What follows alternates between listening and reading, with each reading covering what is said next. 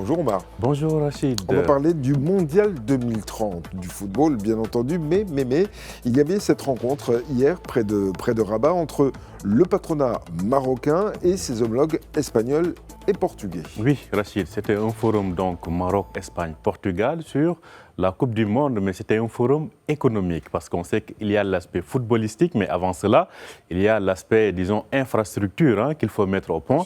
Donc les secteurs privés des trois pays se sont rencontrés pour voir un peu aujourd'hui qu'est-ce qu'on peut échanger en termes d'expérience, en termes de benchmark, mais aussi comment être au même niveau avant l'organisation ou la co-organisation de ce mondial 2030. Alors, le constat est aujourd'hui qu'au Maroc, il y a de nombreux chantiers qui vont être lancés. Alors, pour les partenaires ibériques du Maroc, alors, c'est une manière aussi de positionner les entreprises dans ces chantiers-là. Et pour les entreprises marocaines, c'est une manière aussi de dire, nous voulons savoir le meilleur que vous faites chez vous pour que nous puissions nous en inspirer, mais aussi nous puissions nous aussi être impliqués dans ce qui se fait chez vous. Donc, c'était une rencontre entre partenaires pour voir comment on peut se partager, entre guillemets, ce gâteau en termes de projets, en termes de chantiers qui doivent être lancés.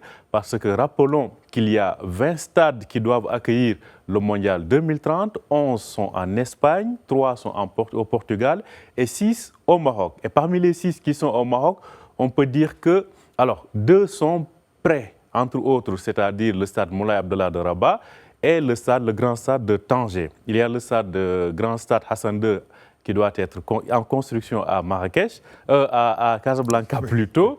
Après, on a Marrakech, Fès et Agadir où on doit retoucher les stades. Donc, c'est dire qu'il y a des chantiers. Donc, pour les entreprises marocaines, c'était une manière de dire voici ce que nous savons faire. Les autres aussi ont proposé ce qu'ils savent faire. On verra d'ici quelques mois comment on va donc redistribuer tout cela. Alors concrètement, Omar, dans quel secteur cette coopération est-elle réellement attendue entre le Maroc et ses partenaires de la péninsule ibérique? Oui, alors quand on voit l'écosystème autour de ce mondial, on va voir que presque tous les secteurs sont concernés, notamment les infrastructures, mais aussi il y a l'industrie hôtelière, mais aussi sur le plan logistique.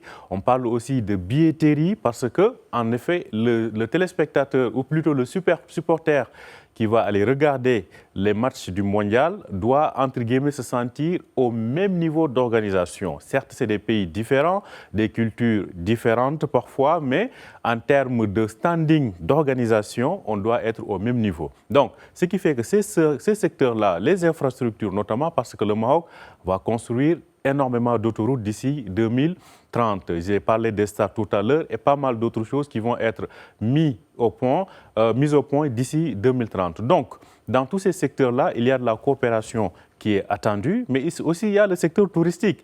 Le Maroc est aujourd'hui la première destination africaine du tourisme. Mais n'oublions pas que l'Espagne, c'est la première destination mondiale. Donc, ce qui fait qu'il y a énormément aussi de choses à apprendre du côté espagnol, dans ce sens-là, pour voir comment avoir et évoluer au même niveau, en tout cas sur beaucoup de plans, d'ici à 2030. Oui, le Maroc qui va du coup passer à la vitesse supérieure pour finaliser ces grands chantiers prévus avant le mondial. Oui, alors Rachid, on a des chantiers, on a parlé des autoroutes, on a aussi les chantiers qui sont lancés dans le domaine ferroviaire. On l'a vu avec ce vaste plan donc, de 96 milliards de dirhams. Il y a aussi sur le plan aéroportuaire des aéroports qui vont être agrandis dans les villes qui vont accueillir ce mondial-là. Donc ces chantiers-là vont connaître une accélération dans certainement les mois qui suivent. On a aussi les stades que j'évoquais tout à l'heure et pas mal d'autres secteurs où les chantiers vont être accélérés pendant les mois qui suivent, parce qu'il faut dire que nous sommes déjà en 2026 et le mondial c'est en 2030, et ça passe vite, certainement. D'ici 2029, tout doit être prêt.